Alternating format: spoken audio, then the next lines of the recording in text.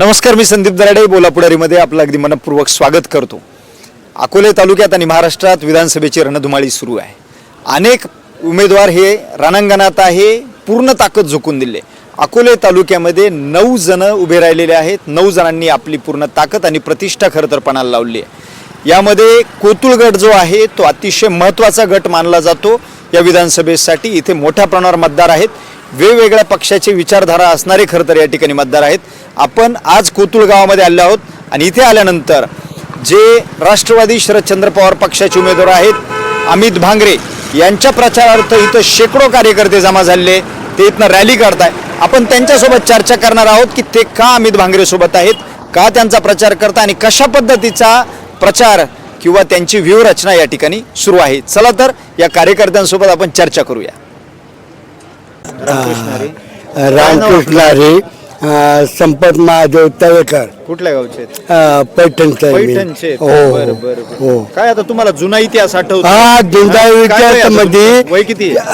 माझं वय 78 आहे। 78 वर्ष वय। हो। राजकारणाची पातळी घसरली का सुधारली काय पूर्वीच्या काळात? नाही गचल नाही। आणि आता आहे ना हे चालले ना या लांब करता मी 5 वर्ष झगडलो आणि हा लांब ते मला विचारित नाही, काय विचारित नाही, काय तरकलात त्याला पैसा मिळाला, त्याला भरपूर झालं आणि त्याला वाटलं पण आता माझी आई माझी बायको ही मातीची घरं ही पोचायला मारायची।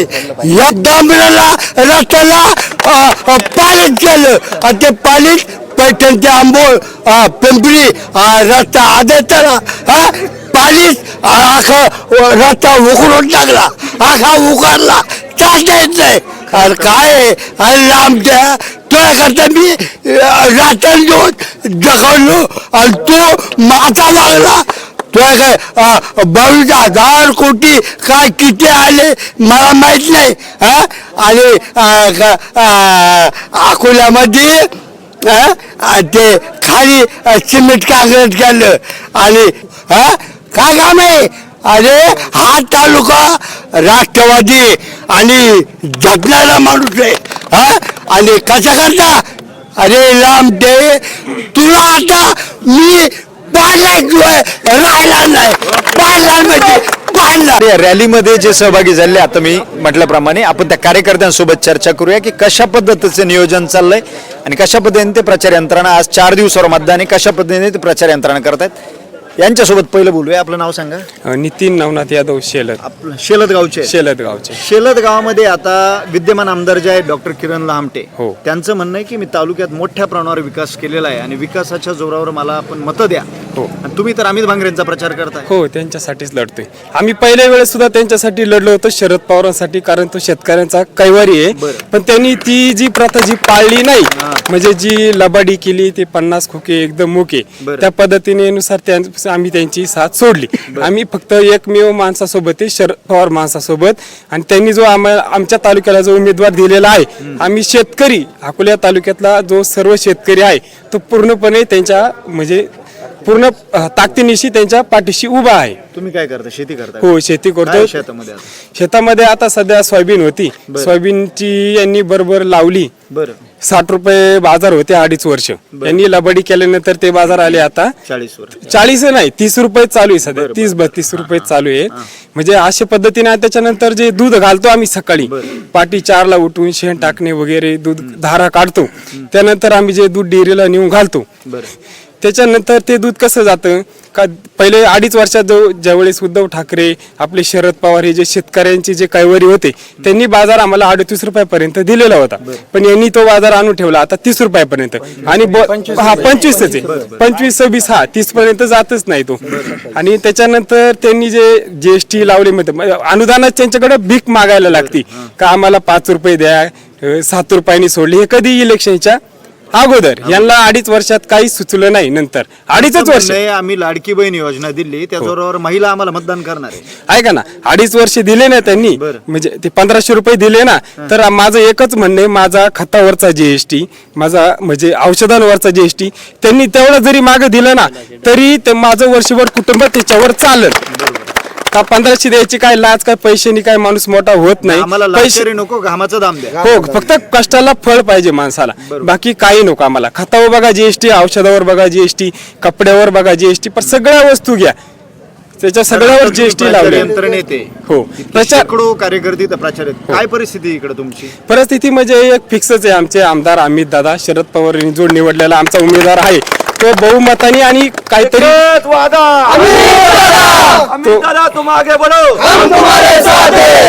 ज्या माणसाकडे प्रचार करायला पहिल्या वेळेस पैसे नव्हते, लोकांनी वर्गण्या काढून त्यांच्याकडे पैसे दिले, त्या माणसाच्या आत प्रचाराला गाड्या बघा, त्याच्या सभा बघा, तो काय लीडनी हिंडू राहिले ते बघा.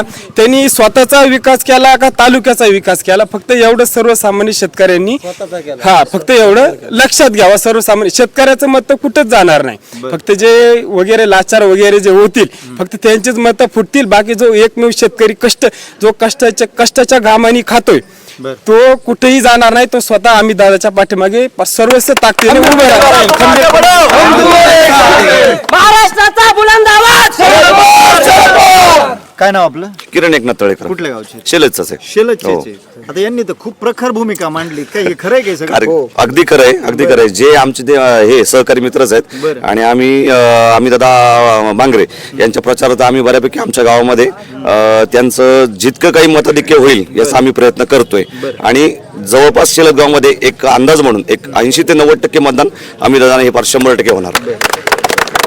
काय अपेक्षित आहे? कुठल्या पद्धतीचे काम येणाऱ्या काळात जर तुम्ही ज्या उमेदवाराचं काम करताय ते जर आमदार झाले तर काय अपेक्षित आहे तुम्हाला? ते जर आमदार झाले तर त्यांनी मुळात आहे ना, एकतर शेतकऱ्यांचा जो काही समजा काही मोठा विषय समजा सोयाबीनचे बाजारभाव असू द्या, कोणते काय असू द्या, समजा जे काही महागाई वाढली आतापर्यंत ती महागाई आटोक्यात आणण्याचा प्रयत्न त्यांनी बऱ्यापैकी करावा.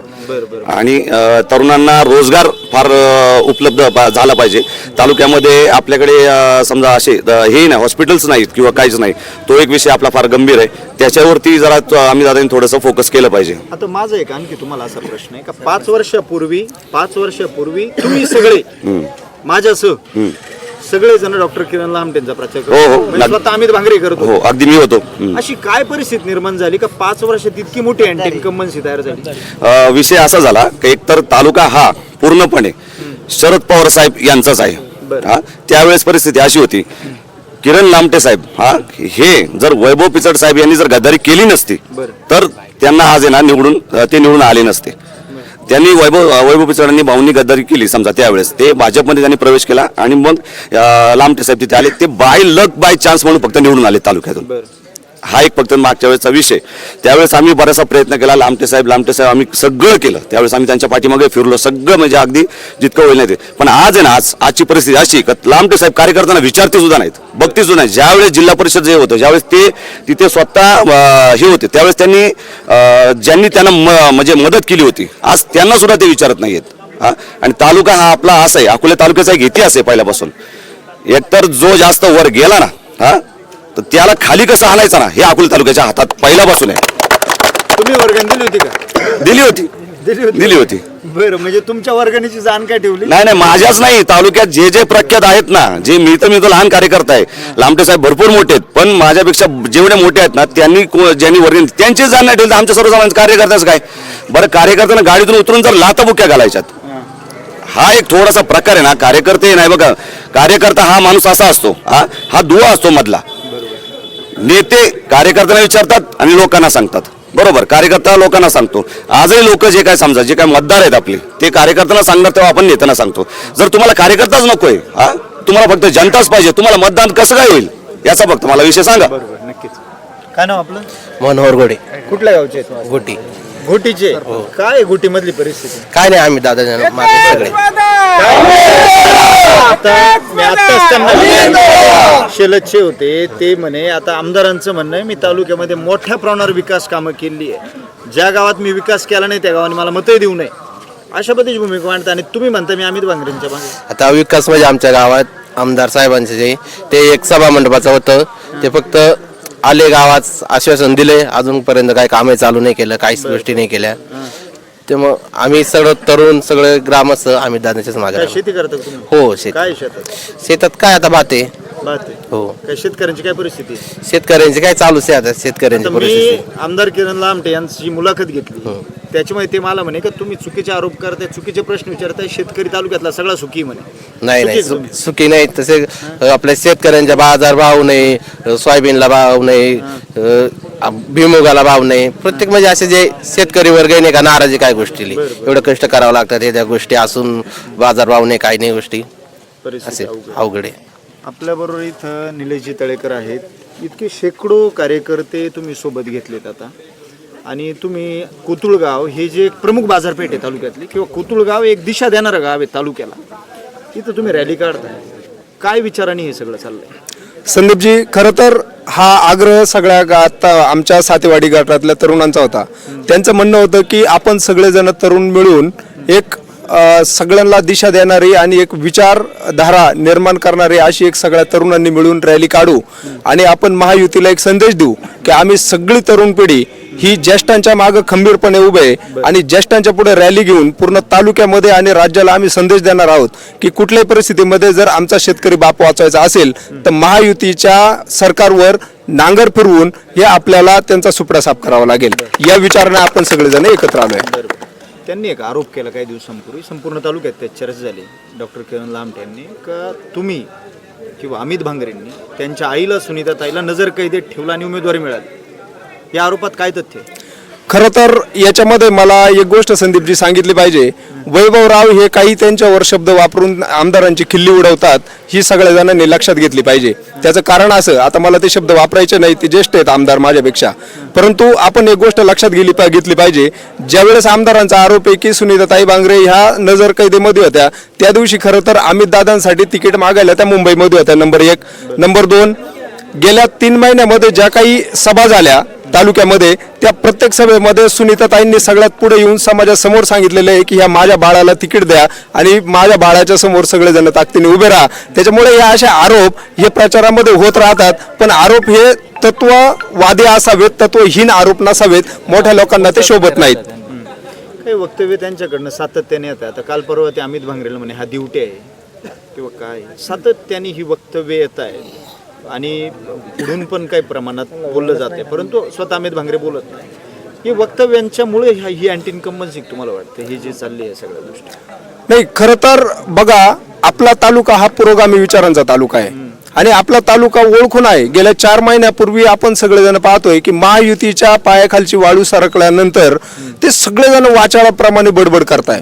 म्हणजे आजपर्यंत इतिहासामध्ये असं कधीच घडलं नाही की ज्या थराला जाऊन ते बोलतायत आणि समोरच्यांवर ज्या पद्धतीने ते शब्दांचं आक्रमण करताय, हे खरं तर महाराष्ट्राच्या संस्कृतीला शोभणार नाहीये. आणि म्हणून खरं तर लोक हे प्रचंड प्रमाणामध्ये यांच्यावर चिडलेले आहेत आणि लोक यांना यांची जागा दाखवल्याशिवाय आणि यांचा माज उतरवल्याशिवाय राहणार नाही. आता शेतकऱ्याच्या मुद्द्यावर येऊ. तुम्ही स्वतः दूध उत्पादक शेतकरी आहे, बरोबर आहे. एक एक धार काढून तुम्ही खरं तर कष्टाने ते दूध काढतात किंवा बाजारात नेतात. काय परिस्थिती आहे? संदीपजी, तुम्ही स्वतःही साक्षीदार आहात. तुम्ही याच्या संदर्भात आंदोलन केलेले आहेत. मला एक तुम्हाला किस्सा या निमित्ताने तुम्हाला आणि तुमच्या माध्यमातून तालुक्याला, राज्याला सांगितला पाहिजे. राज्यभर तुमचा चॅनल अनेक ठिकाणी पाहिला जातो. मला एक कोतुळच्या दूध आंदोलनाचा किस्सा आठवतो. त्या ठिकाणी आमदार साहेब आले आणि त्यांनी आग्रह केला की तुम्ही उपोषण थांबवा, तुम्ही तुमचं धरणे आंदोलन थांबवा. आणि त्याच्यासाठी कारण त्यांनी असं दिलं, आल्याबरोबर आले, बसले आणि सगळ्यांना म्हणाले की तुमच्या सगळ्या मागण्या मान्य केल्यात आणि तुम्ही आता आंदोलन थांबून घ्या. म्हणजे खरं तर एखाद्या आमदार लेवलच्या माणसाच्या बुद्धीची दया करावी असं ते स्टेटमेंट होतं. खरंच तर संदीपजी, आपण पाहिलं तर अक्षरशः आमच्या आया बहिणींचे कंबरडे मोडलेले चारा वाहून आणि शेण टाकून आज दुधाची जर खरी परिस्थिती जर पाहिली तर दूध उत्पादनाचा खर्च हा कमीत कमी 38 रुपये, कुणी 32 म्हणत असेल, कुणी 40 म्हणत असेल, पण 38 रुपये हा नेट खर्च दूध उत्पादनाचा येतो. त्याच्यामध्ये आम्ही आमची मजुरी धरत नाही. याच्यामध्ये आमची माफक अपेक्षा आम्ही त्या ठिकाणी मांडली होती की 40 रुपये हा हमी भाव आम्हाला दुधाला मिळाला पाहिजे. आज तुम्ही खाद्याचे रेट पहा, त्याच्यावर कुणी बोलायला तयार नाही. खाद्याच्या जे काही MRP आहे त्याच्यावर कुठेही सरकारचं नियंत्रण दिसत नाही. म्हणजेच सरकारी यंत्रणा आणि व्यापारी धोरणे असलेले सरकार या खाद्याच्या कंपन्यांना सुद्धा पाठीशी घालते. दुसऱ्या बाजूने दुधाचे बाजार कमी. जो काही दुधाचा जो काही शेअरिंग प्रॉफिट आहे, त्या शेअरिंग प्रॉफिटचा तर काही विषयच नाही. परंतु एकूण एकच की पूर्ण दुधाचा शेतकरी हा मेटाकुटीला आलेला आहे आणि त्याचं जगण्याचं एकमेव साधन जे दूध होतं तर ते सुद्धा आज संपलेलं आहे. ज्याप्रमाणे विदर्भ मराठवाड्यामध्ये शेतकऱ्यांच्या आत्महत्या होत आहे, संदीपजी, महायुतीचं सरकार जर राहिलं तर पश्चिम महाराष्ट्रात सुद्धा मध्ये सुद्धा शेतकऱ्यांच्या आत्महत्या आता चालू झाल्यातच, पण त्याची गती वाढायला वेळ लागणार नाही. पैठण गाव आणि परिसरात तुम्ही तिथं लोकप्रतिनिधी म्हणून काम करताय, काय परिस्थिती राहील? आता जेवढी गावं मी पायाखाली घातलीत आणि खरं तर तालुका पाहतोय, माझी स्वतःची नाळ ही शेतकरी चळवळीशी जुळलेली आहे. इयत्ता 9वी पासून मी शेतकरी चळवळीबरोबर, मजुरांबरोबर आणि आदिवासींच्या प्रश्नाबरोबर मी डॉक्टर अजित नवले असतील किंवा आमचे सहकारी मित्र असतील यांच्याबरोबर काम करतो. आता मी जे परिसरामध्ये पाहतोय संदीपजी, आज समाजाला यांनी जे काही महाराष्ट्र संपवायचं धोरण धरलंय, म्हणजे महाराष्ट्रातले जे काही मूळ पक्ष आहेत ते हे सगळे फोडायचे, नस्तनाबूत करायचे आणि महाराष्ट्र एका बाजूनी कमकुवत करायचा, दुसऱ्या बाजूनी महाराष्ट्र ही देशाची आर्थिक राजधानी आहे आणि ही आर्थिक राजधानी दुर्बल कशी करता येईल, मग त्याच्यामध्ये मोठमोठाले प्रोजेक्ट गुजरातमध्ये नेता येतील, मध्य प्रदेशमध्ये नेता येतील, बाहेरच्या राज्यांमध्ये कसे पाठवता येतील आणि त्या बाजूने आर्थिक स्थिती इथली कशी दुर्बल करता येईल याच्यावर एक प्रयत्न चालू आहे. आमच्या तरुणांच्या मनामध्ये शंका आहे. तरुण आणि म्हातारे माणसं बोलून दाखवतात की छत्रपती शिवाजी महाराजांनी हे रयतेच्या कल्याणासाठी जे तिथं मुघल किंवा परकीयांची जी काही प्रॉपर्टी होती ती सुरतमध्ये जाऊन लुटली, त्याचा बदला खरं तर जे अनाजी पंत असलेले फडणवीस आणि नरेंद्र मोदी घेत आहेत का काय महाराष्ट्राकडून बदला, अशी सगळे आमच्या लोकांची मानसिकता झालेली आहे. दादा नमस्कार. रामकृष्ण हरी. नमस्कार. पहिल्यांदी बोला पुढारी, तुम्ही आमच्या कोतुळ गावात नगरीत आला त्याबद्दल तुमचे स्वागत करतो. आता या इलेक्शनचं 2024चं सांगायचं झालं तर 2019ला आमच्या सगळ्यांची एक सर्वात मोठी चूक झाली. ती चूक म्हणजे आम्ही येड्याच्या हातात तालुका दिला आणि ती चूक सुधारण्यासाठी आज आम्ही सगळे स्वयंस्फूर्तीनं सगळे कटिबद्ध झालेलो आहे. निलेश आसन हे सर्व सहकारी असन, आम्ही सगळेजण आमदार साहेबांचं काम करत होतो, स्वयंस्फूर्तीनं करत होतो. मी स्वतः कुतूची अजित नवलीची सभा झाली, आमच्या कुतूळला किरण लामटेची सभा घेऊन नाही दिली का, तर कुतूळ 100% तुमच्या बरोबर आहे आणि आम्ही, तुम्ही कुतूळची काळजी करू नका, ह्या भागाची काळजी करू नका, तुम्ही सभा घेऊ नका, तुम्ही बाहेर फिरा, आम्ही खर्च करतो, आम्ही तुम्हाला निवडून आणणार आहे, अशी भूमिका घेऊन आम्ही किरण लामटे त्यांचं काम केलं 19ला. पण त्याची जाण त्यांनी ठेवली नाही. लोकांच्या कंबाटात लाता घातल्या. कुणी रस्त्यांनी चाललं तर गाडीमध्ये उतरून त्यांच्या गाडीला कुणी जर थोडासा चुकून बी धक्का लागला तर बोलण्याची पद्धत राहते. रस्त्याने वाहन होत असतात. कालचं स्टेटमेंट बघा, त्यांनी भाषणामध्ये सांगितलं एक घड्याळाची रिक्षाची गाडी आली आणि भाषणामध्ये बोलता बोलले ते पिक्चर साहेब पेटला तिकडं. म्हणजे ही बोलण्याची पातळी एकदम खालच्या पातळीवर गेलेलं राजकारण हे त्यांच्याकडून होतंय आणि त्यामुळे हा तालुका त्यांना निश्चित माफ करणार नाही. गद्दारांना गाडल्याशिवाय हा तालुका राहणार नाही. एवढंच मी तुम्हाला सांगतो. अजून सरकारचं धोरणं तुम्हाला सांगतो. खोडलब्बर झाला, खोडलब्बर आणि सिस्पिनशील याचा वापर सर्वसामान्य पोरं, शेतकऱ्यांचे पोरं करतात. त्याच्यावर 19% GST लावतात. वह्या पुस्तकं झालं, तेल झालं, हे सर्वसामान्यांच्या घरात जातं, त्याच्यावर 18% GST लावतात. पण डायमंड हा सर्वसामान्य वापरत नाही. हिरे कुणी सर्वसामान्य शेतकरी वापरत नाही, त्याच्यावर फक्त 0.5% GST. अहो, हे काही एवढी येडी जनता नाही. ही जनता तुम्हाला ह्या 24ला जागा दाखवल्याशिवाय राहणार नाही. तुम्ही शेतकऱ्यांचा पैसा लुटतात आणि 1500 रुपये आम्हाला देतात. तुम्ही शेतकऱ्यांचा पैसा लुटता, तोच आम्हाला देता. 1500 रुपये दिले तुम्ही, त्याचा एवढा गावागावा केला. 17,000 कोटी तुम्ही अदानी दिले, त्याचा गावागावा का नाही केला तुम्ही? 17,000 कोटी अदानीला दिले ना निलेश भाऊ. त्याचा तुम्ही प्रचार करीत नाही. त्याच्यातून तुम्ही पैसे खाले. ही कंपनी आली का ती कंपनी तिकडं चालली, इकडून आली का ती तिकडं चालली. सगळ्या महाराष्ट्रातल्या, मुंबईतल्या कंपन्या जे रोजगार आमच्या तरुणांना भेटलं, तर आज आमचं 40 गाव डांगण आहे. याच्यातले निम्मे पोरं कुणी चाकणला जाते, कुणी मुंबईला जाते कामासाठी. कोतुळमध्ये त्यांचं म्हणणं आहे, मी मोठ्या प्रमाणावर विकास कामं केले, कॉन्क्रीटचे रोड केले. ते स्वतः डॉक्टर आहेत. तुमची तर आरोग्याची परिस्थिती काय? तुम्हाला सांगतो, आमच्या आता हे सगळे आहे. तुम्ही बी दवाखान्यात जाऊन पहा. एवढे मशनरी आणले, तिथं कर्मचारी पण नाही. आणि एखाद्या सरपडाऊन जरी सरपडाऊनचं लय मोठी घटना आहे. एखाद्याला चक्कर, जर साधी चक्कर आली तिथं जर गेलं ना, ते कर्मचारी म्हणतात पुढं नाशिकला हलवा.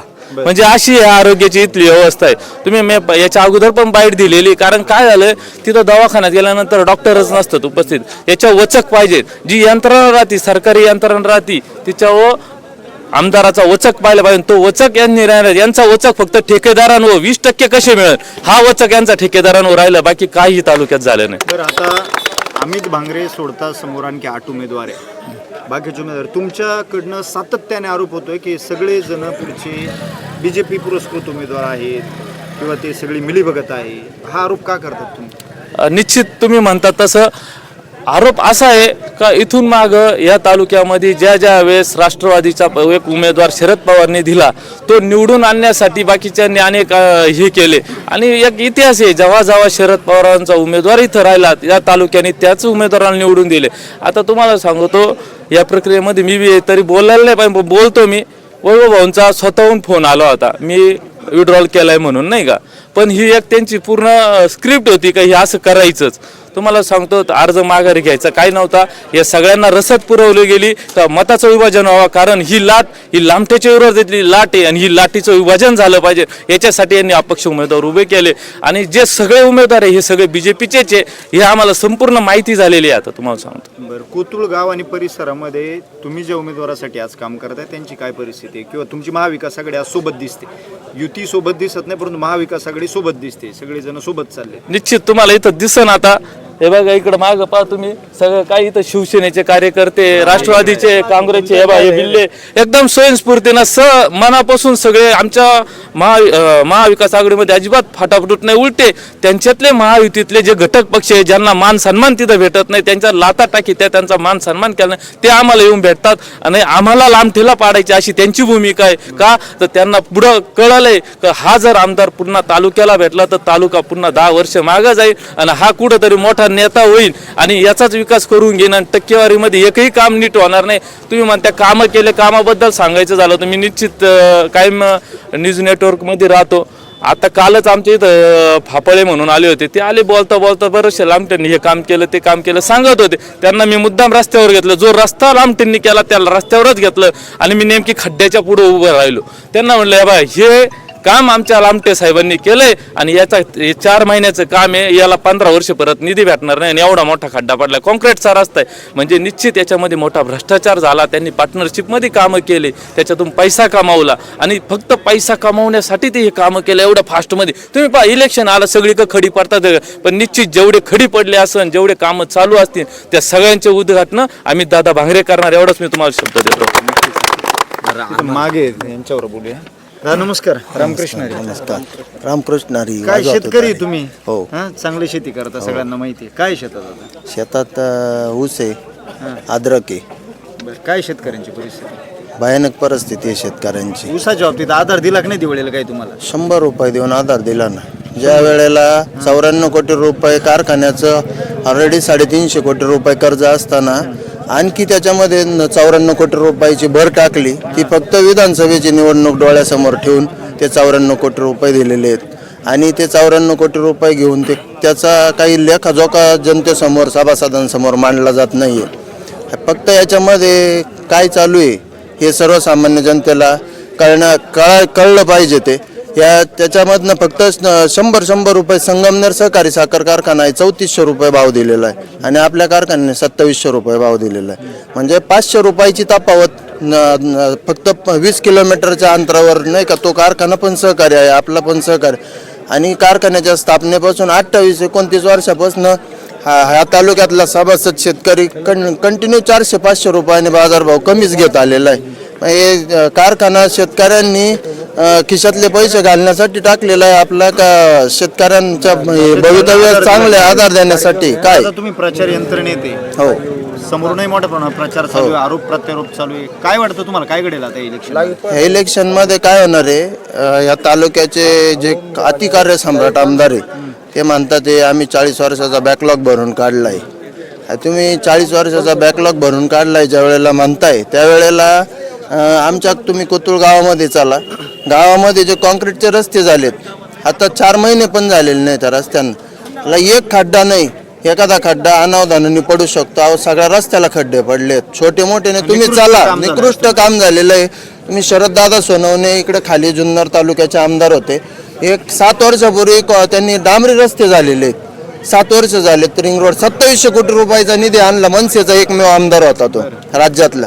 2700 कोटीच्या आत तुम्ही जा. मी जर खोटं बोलत असेल तर रस्त्यांचे चित्रीकरण करा. त्या डांबरीच्या रस्त्याला 7 वर्षात एक पण खड्डा म्हणजे दिसत नाही. आम्ही काय ते सर्वे करायला नाही गेलो, पण जातो शिवनेरीला, ओझरला. कॉन्क्रीटचं काम झालं ते निकृष्ट झालं. 100% ते एक काम नाही, बहुतांश काम आहेत. तुम्ही व्हिडिओ चित्रीकरण हे दाखवलं पाहिजे पत्रकार मित्रांनी निर्भीडपणे, नाही का त्याच्यावरती जनतेसमोर सत्य काय ते आलं पाहिजे. बरं, काय वातावरण येतं आता अमित भांगरेंच्या बाबतीत तुम्ही काम करताय? अमित भांगरेंच्या बाबतीत ते आता समजा मी समजा नाही का गावात राहणार आहे कंटिन्यू.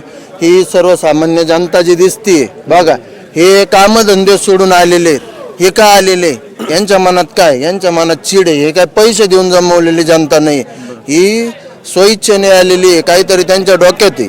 म्हणजे ज्या माणसाला 2019ला लोकांनी मी होतो किरण लामटेंना अजितदादांकडे घेऊन गेलो, माझे चुलते आहेत विजय देशमुख, त्यांच्यासाठी ते त्यावेळेला बाजार समिती लामटे डॉक्टर माझ्याकडे 4 वेळा येऊन हात जोडून त्यांनी सांगितलेलं आहे अजितदादांकडे आपली तिकिटाची शरद पवारांकडे दादांकडे लाईन लावा, विजय साहेबांना सांग. त्यांना ना मी जर खोटं बोलत असेल ना मला जाब विचारा. आणि त्या माणसांसाठी आम्ही सगळे कष्ट घेतलेले. आम्ही मुंबईपर्यंत अजितदादांकडे त्यांना घेऊन गेलेलो आहे. तुम्ही सर्वसामान्य जनता त्यांना चालत नाही. तुम्ही प्रत्येक गावात पहा, जाण नाही ठेवली उपकार. त्यांनी उपकाराची जाण ठेवली नाही. त्यांना चांगले वागते माणसं कोणत्याही गावात पहा, त्यांना वागते माणसं चालत नाही. त्यांना असे नाही का गावावरून वळून टाकलेले जे आहेत 2-4 ते त्यांचे कार्यकर्ते. ते नाही का कोणाला लाता मार, कोणाला दगड मार. आणि आता हे खडकीचा एक किस्सा आहे 1-2 वर्षापूर्वीचा. एक सामान्य माणूस आहे, चालल्यानंतर कोणी पण समजा आम्ही पण गावातून वाहन चाललंय एखादं, त्या वाहनवाल्याला काय म्हणतो बाबा हळूहळू जाऊ दे नाही का गर्दी. तो तिथं बिचारा ग्रामस्थ होता खडकीचा, तो म्हणला भाऊ हळूच जाऊ द्या गाडी. त्याला माहित नव्हतं, त्याला वाटलं पर्यटक आहे. हे डायरेक्ट उतरले, त्याचा व्हिडिओ आहे व्हायरल झालेला व्हिडिओ, त्याच्या डायरेक्ट पोटात लात मारली. तो माणूस कशासाठी खोटं बोलन? मी खोटं बोलन, लोक नाही खोटं बोलत. याच्यावर जनतेने 100% विचार केला पाहिजे मतदान करताना. आणि यांनी शरद पवारांना मुळे मतदान झालेलं आहे 2000, त्यांनी शरद पवारांबरोबर गद्दारी केलेली आहे. त्याच्यामुळे लोक यांच्या कांबाडात लात घातल्याशिवाय या गद्दारांना माफी नाही. दादा नमस्कार. नमस्कार. काय नाव आपलं? श्याम देशमुख. देशमुख पाटील. काय करता तुम्ही? मी शेती करतोय. शेती करतात. बरं, काय शेतात? शेतात अद्रक आहे, केळी आहे, टोमॅटो आहे. एक नाविन्यपूर्ण शेती करताय तुम्ही. हो. तरसले काय ही पारंपरिक शेती करून? आणि शेतीची आता या आपण पाहिले महायुती सरकारमध्ये अतिशय शेतकऱ्यांसाठी अतिशय वेगळे धोरण त्यांनी त्या ठिकाणी हे केलेले. शेती मी बघतोय शेती तोट्यात जाते आता. पण मी जर पारंपरिक नवीन शेती करतोय तरी पण तोट्यामध्ये आहे. जे लोक पारंपरिक शेती करताय, आज बघितलं तर सोयाबीन निघते एकरी त्या ठिकाणी 8-8, 9-9 पोते झालेले. आणि जर सोयाबीनचे बाजार हे जर 3440 असतील तर मला असं वाटतं की त्यांचा खर्च सुद्धा त्या ठिकाणी निघणार नाही. एका बाजूला तेल महाग झालं, सोयाबीन ते तेलाचे बाजार वाढत आहे पण सोयाबीनचे बाजार कमी. सर्व शेतकऱ्यांची अतिशय परिस्थिती डेंजर आहे. आणि आता या दूध आपण बघतो शेतीपूरक व्यवसाय म्हणून लोक दूध घालतात.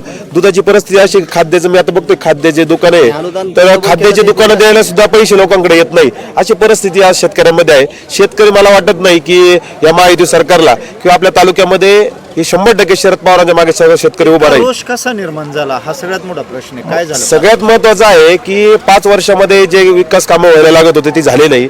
फक्त लामटे साहेबांनी 5-6 महिन्यामध्ये महायुतीमध्ये जेव्हा त्यांनी गद्दारी केली त्यामध्ये त्यांना निधी ठरवण्यात आला आणि त्या निधीमधून आपल्याला कसं टक्केवारी जास्तीत जास्त मिळेल त्यासाठी काय कामं केली पाहिजेत. त्यांनी फक्त त्या ठिकाणी रस्त्याचं कॉन्क्रीट असेल, सभामंडप असेल, त्यामधून लवकरात लवकर आपल्याला टक्केवारी आपल्या ताब्यात येईल आणि ते निवडणुकीला तो खर्च आपल्याला करता येईल अशा दृष्टिकोनातून ती कामं केली. पण लोकांना विकास हा असा राहतच नाही. ज्यावेळेस आपण तुम्ही एखादं पाणी अडवलं, पाण्याचं काम केलं तर त्याच्यावर 1000 हेक्टर जमीन त्या ठिकाणी ओली त्या खाली येते, त्या शेतकऱ्यांचं जीवनमान उंच होतं. त्यांचं म्हणणं आहे मी विकासासाठी अजितदादांसोबत गेलो, तुम्ही सातत्याने गद्दार म्हणताय. अजिबात नाही. विकासासाठी ते कोणते विकासासाठी अजितदादांबरोबर गेलेले नाही. फक्त आता वैभवीचं ज्यावेळेस बीजेपी मध्ये गेले होते त्या टायमाला त्यांनी सांगितलं होतं जनतेला की मी विकासासाठी बीजेपी बरोबर गेलो. हे अजितदादा बरोबर गेले हे फक्त पैशासाठी गेलेले आहे आणि त्यांनी त्या स्वतःचा स्वार्थ त्या ठिकाणी साधला. गेले 5 वर्ष मागच्या वेळेस आम्ही आमदार लामटे बरोबर काम केलेले आहे. आमदार लामटेला आम्ही आमदार करण्यासाठी स्वतःचा स्वखर्च केलेला आहे आणि आमदार साहेबांसाठी आम्ही खूप झटलो होतो. पण यावेळेची अशी परिस्थिती आमदार साहेबांच्या वेळेस 2019 जे कार्यकर्ते होते, माझ्याकडे आजही 2019 फोटो आहे. समजा कोतुळ गावामध्ये जे कार्यकर्ते आमदार साहेबांबरोबर होते त्यातला आज एकही माणूस त्यांच्याबरोबर नाही. याचं कारण काय तर त्यांनी फक्त प्रत्येक गावामध्ये जे ठेकेदार जे कार्यकर्ते आहे म्हणजे त्यांच्याबरोबर कार्यकर्ते कोणीच नाही माझ्या हिशोबाने. सर्व ठेकेदार त्यांनी त्या ठिकाणी तयार केलेले. प्रत्येक गावामध्ये अतिशय त्रास देण्याचं काम या ठेकेदारांनी केले आणि याच्याच उलटी परिस्थिती होणार. त्याच लोकांची रिॲक्शन म्हणून अतिशय चांगला प्रतिसाद माननीय अमित भांगरे यांना चांगले मतं मिळतील आणि या तालुक्याचा आमदार हा तरुण तरफदार अमित भांगरे होणार आहे. तुम्ही काय दुधाचं अनुदानाचं काय म्हणता? अनुदान त्यांनी फक्त कबूल केलं, दिलं तर नाहीच. आधी 35 रुपये देतो म्हणे, 5 रुपये अनुदान देतो, 30 रुपये बाजार दिले तर 5 रुपये अनुदान देतो. पहिले ते लोकसभेचे इलेक्शन होतं त्यावेळेस 5 रुपये अनुदान दिलं, आता देतो म्हणे 7 रुपयांनी. 27 रुपये बाजार करून ठेवले. अनुदान अजून खात्यावर जमा नाही, फक्त मेसेज आहे त्या अनुदान तुमचं जमा झालं म्हणून, काहीच नाही. त्याच्यामुळे लोक आहे ना वैतागले. किती दूध आहे? दूध आता 85 1 लिटर दूध. 85 लिटर हा. मोठं दूध आहे. म्हणजे रोजचा तोटा किती होईल? अहो रोजचा 3,000 रुपये तोटा होतो. रोजचा 3,000. हा, 3,000. लाडकी बहीण दिली का मग? लाडकी बहिणीला देऊन काय करता, आता तेलाचे बाजार वाढून ठेवले. रोजचा 3,000 म्हणजे महिन्याचा 90,000 तोटा होतो. तोटा होतो ना, मग काय उपयोग आहे त्याचा ना. बरोबर. खूप प्रचंड मोठा तोटा आहे. सगळ्यांचाच तोटा. उत्पादक मेटाकुटीला आला. मेटाकुटीला पूर्णत्व. खाद्याचे बाजार वाढून गेली खाद्याचे. आणि त्याच्यामुळे वैतागून लोक आहे ना परत शरद पवारांकडे येऊ राहिली. बरं. आणि आज कालची परिस्थिती अशी होती, परवा दिवशी घारगावला सभा होती, ते साहेब शिंदे आलते त्यांची, आणि कालची सभा ही झाली तर तिथं एवढं बाजार असून एवढी मोठी सभा नाही झाली. आणि दादा नमस्कार. नमस्कार, रामकृष्ण हरी. रामकृष्ण. माझं नाव सोमनाथ कचरे. कुठल्या गावचे? मी उमरवाडी पळसुंदे. पळसून द्यायचे. म्हणजे उमरेवाडी. काय विकास केला डॉक्टर साहेबांनी? डॉक्टर साहेबांनी विकास तसं काहीच केलं नाही, फक्त आमच्या उमरेवाडी गावात म्हणजे पळसुंद्याचाच उमरेवाडी मूर्ती आमच्या गावात फक्त एक सभा मंडप दिलेला आहे. आणि काँक्रीटचा रस्ता 1 किलोमीटर सुद्धा नाही. बरं.